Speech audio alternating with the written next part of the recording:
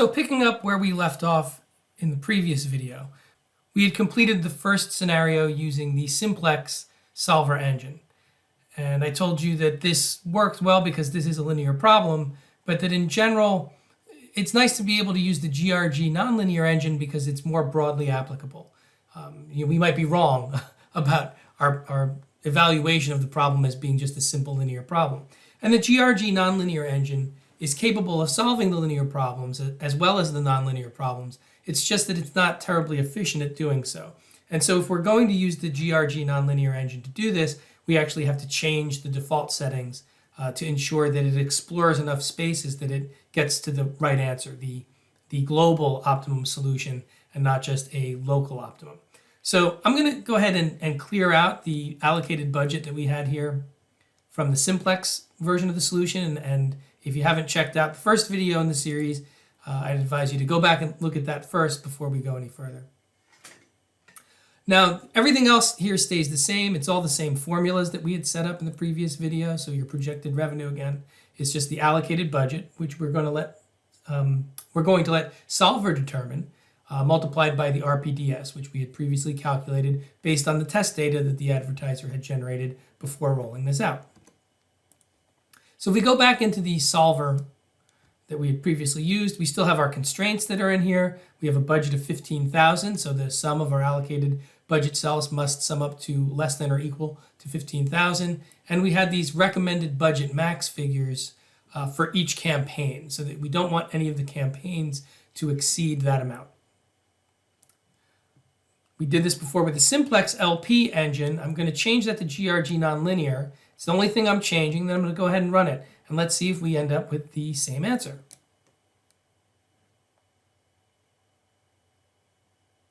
And you can see down here that solver is running.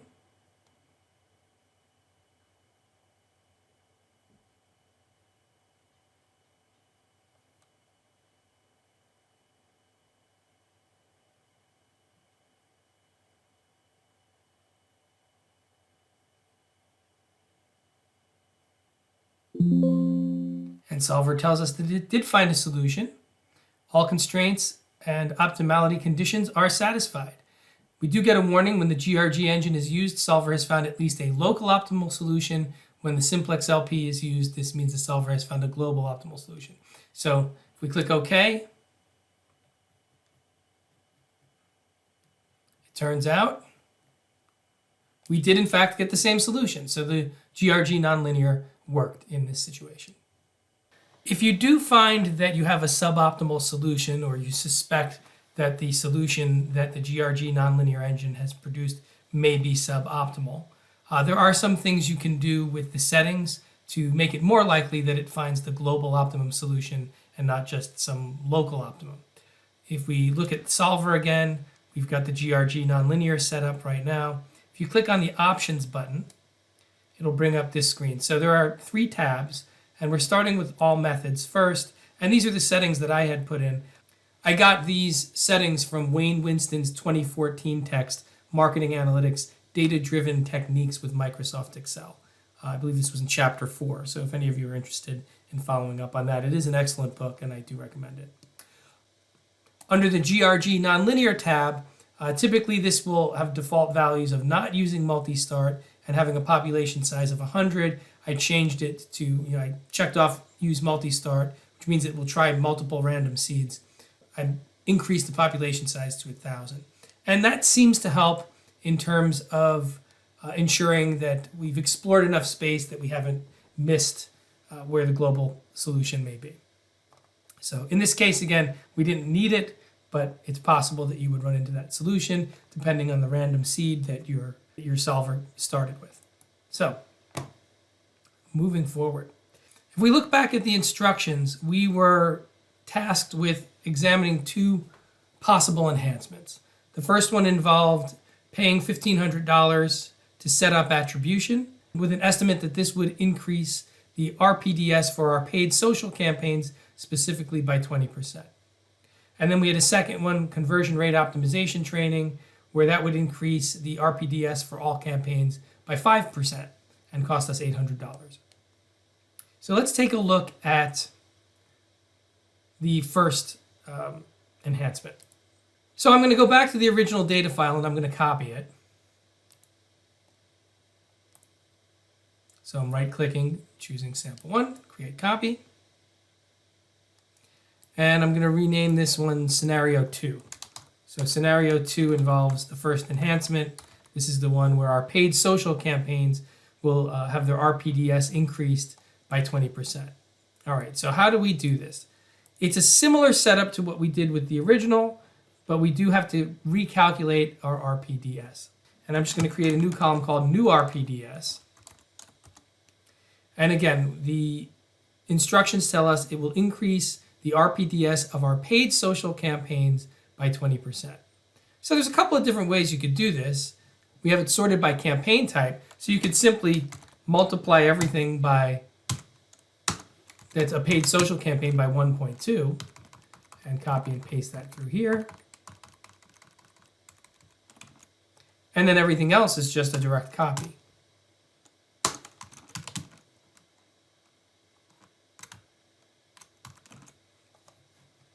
That's a pretty simple way of doing this. Again, everything's 1.2. Instead of manually going through the sorted list, like for example, let's say that the list was sorted by RPDS again, the way we've had the list sorted at various times. You wouldn't want to have to go through and individually pick out all of the paid social, right? So sorting it is a perfectly reasonable way to do it.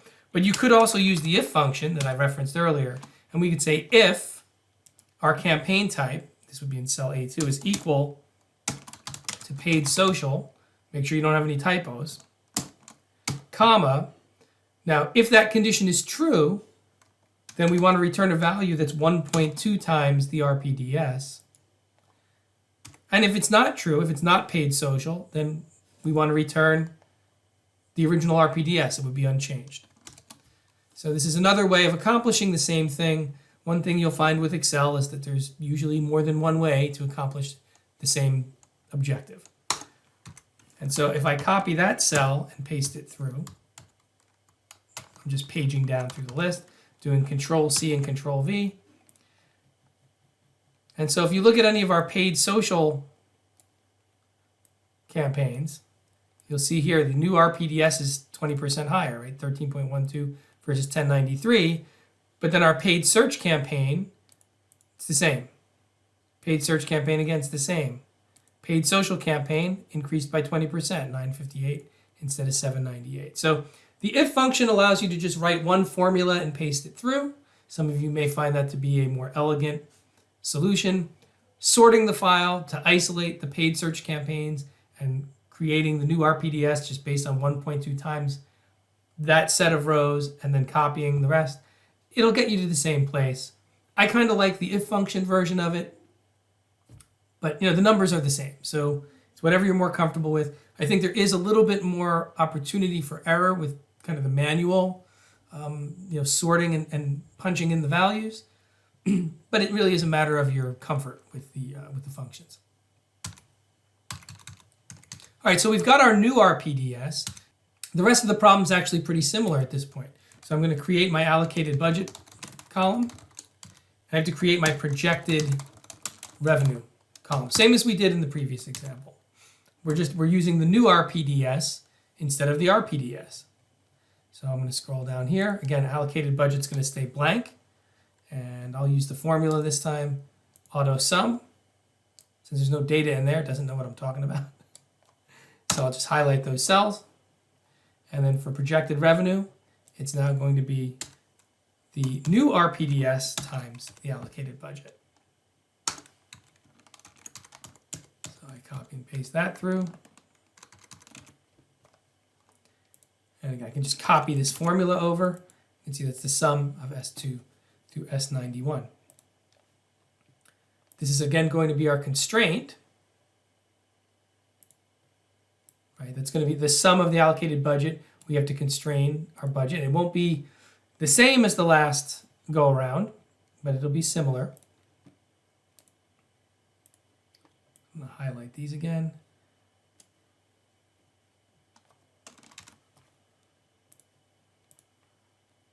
So everything looks kind of the same as before.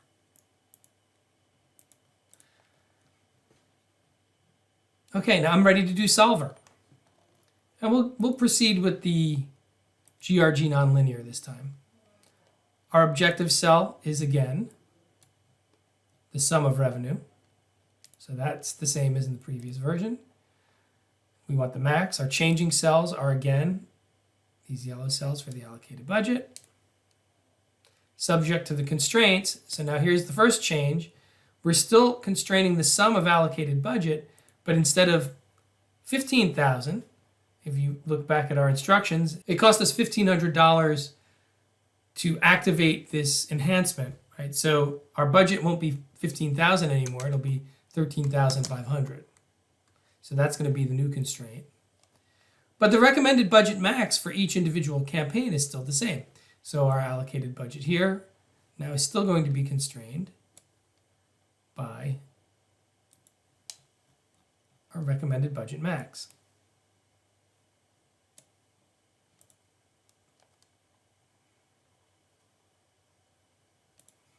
I'll say OK. So everything else here should be the same as we previously had. And we'll go ahead and hit solve.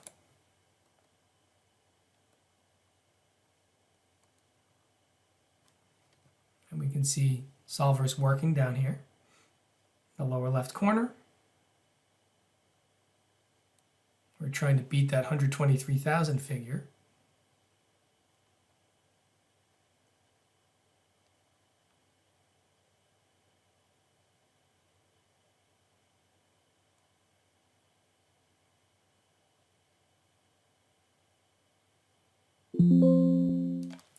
And solver tells us it has a solution. We've got a budget. We met our budget of 13,500 plus the 1,500 used on the enhancement, right? So that's still a $15,000 budget. We're only getting projected revenue of 119,845. So this is actually a little bit less. Now, if we look over here, we had sorted by our RPDS, and you can see now some of these, it looks like there's some spending going on, but it's actually, these are all scientific notation.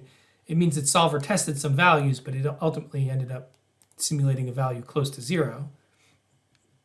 For all practical purposes, 0. But you can see here we ended up having this paid social Twitter campaign for the yellow backpack. Actually, the RPDS with that 20% increase made it jump up. So it's got a higher RPDS than some of the other campaigns that previously were ahead of it before the enhancement. So we get a different set of campaigns selected this time, where a couple of these that we had before that were coming into it. Remember, we had the first 9 plus $39 that we attributed to the 10th campaign. So 1, 4, 5, 6, 7, 8, 9.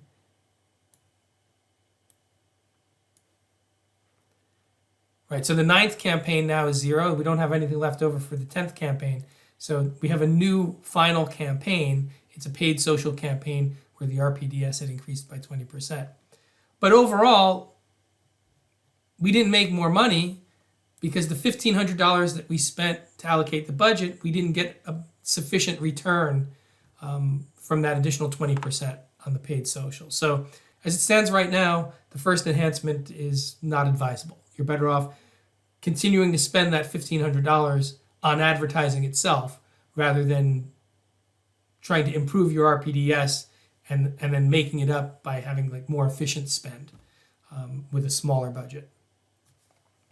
Let's copy this one more time, the original file.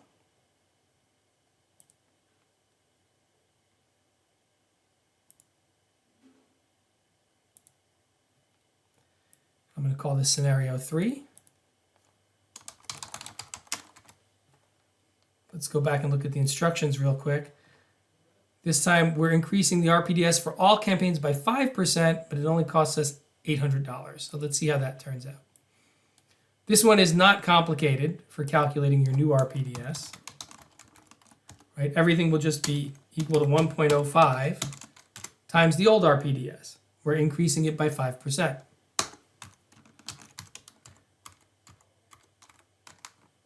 So I'm going to copy and paste that formula through. That's my new RPDS. I still have an allocated budget. We're leaving that blank. That's for solver to populate. And we've got our projected revenue. And our projected revenue is, again, the allocated budget times, again, the new RPDS. So I can copy and paste that formula through.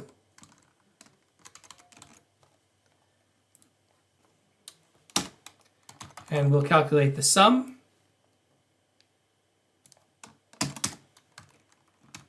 And I'll Control-C, Control-V, that same formula over here for the allocated budget. Now we've spent $800 of our budget to get that 5% boost in our RPDS. So our new constraint here is not going to be $15,000. It's not going to be $13,500. It will be $14,200, right? The $15,000 minus the $800. So if I go back into my data menu and solver, hopefully this is starting to feel a little bit old hat at this point.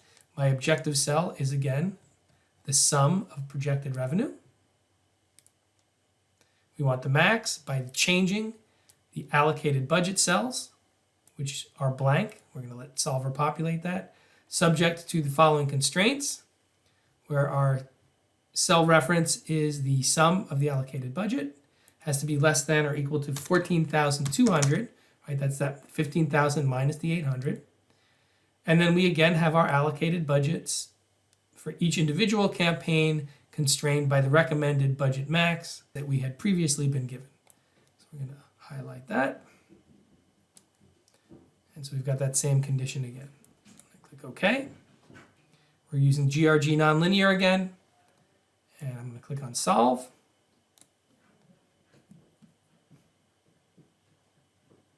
And we can watch Solver do its thing down here again.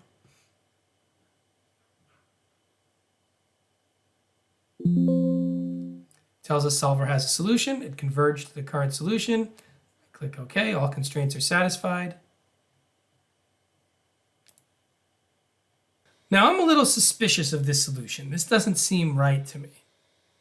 And also because I've seen the answer to this before, so I know that that's not the right answer. So this is actually a good example of where the GRG Nonlinear engine found a local optimum that is not actually the global optimum solution. There's really nothing in this problem that makes it any less linear than the original version of it. All we've done is updated the RPDS figures and reduced the constraint. So there's nothing in here that changed the nature of the problem. Let's go back into Solver and we'll try updating the options. So I had told you before, we can change the integer optimality. We'll make that 0.5. I'll make the max time 1,000 seconds, 100 iterations, 500,000 max subproblems, and 50,000 max feasible solutions. And under GRG Nonlinear, I'm going to change this to use multi-start and change the population size to 1,000. And I'm going to try rerunning it. Might take a little bit longer, but let's see what happens. And you can see that GRG Nonlinear Solver is trying some additional values, and it is actually finding a better solution just by asking it to search further. So that's why we do that.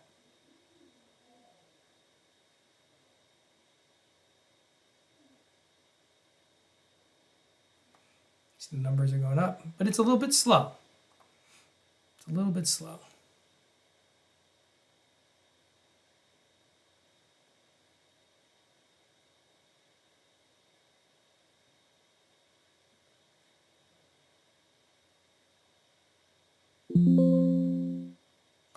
Now it's telling me that the maximum iteration limit was reached, but it hasn't converged yet. So I'm going to let it continue. And as it's continuing, it's finding still better solutions.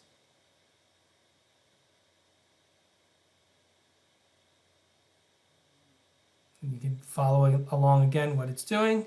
It's trying some subproblems. It has its trial solution. It has the $124,817.97 solution that it's trying to do better than. And so it's going through its multiple starts now to see if it can find a better solution.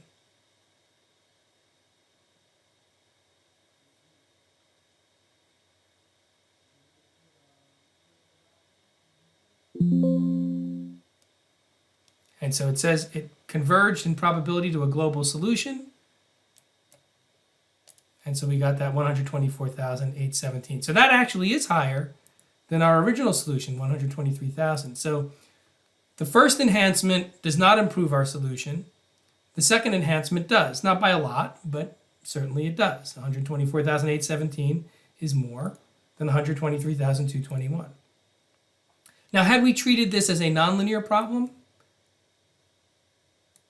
let me clear this out. If I go to solver, let me just treat this as a simplex. Check this out. Boom! It found the right answer right away. So if you are confident that you have a linear problem, there is some benefit in terms of processing time and likelihood of getting the right answer. I mean, that got us the right answer without any consternation. But you do have to be very confident that you have a linear problem. The GRG Nonlinear, it's applicable to a larger range of problems, but as you can see here, it will eventually get you the right answer, but you'll have to extend its processing possibilities so that it can explore more directions. And when we get to the evolutionary solver in a future example, you'll see that that actually has to test a bunch of different things as well. So local optima are quite common with the evolutionary solver. In any case, going back to the instructions, we were asked which scenario produces the highest total revenue. It is actually when you use the second enhancement, the conversion rate optimization, increasing your RPDS for all campaigns by 5% at that relatively low cost of $800. That ended up producing a higher return, even though ultimately you were spending $800 less on the actual advertising. In other words, the enhancement was worth it. Whereas the attribution one, the first enhancement, it turns out it wasn't worth it. It cost us more than it gained us. So that's the example.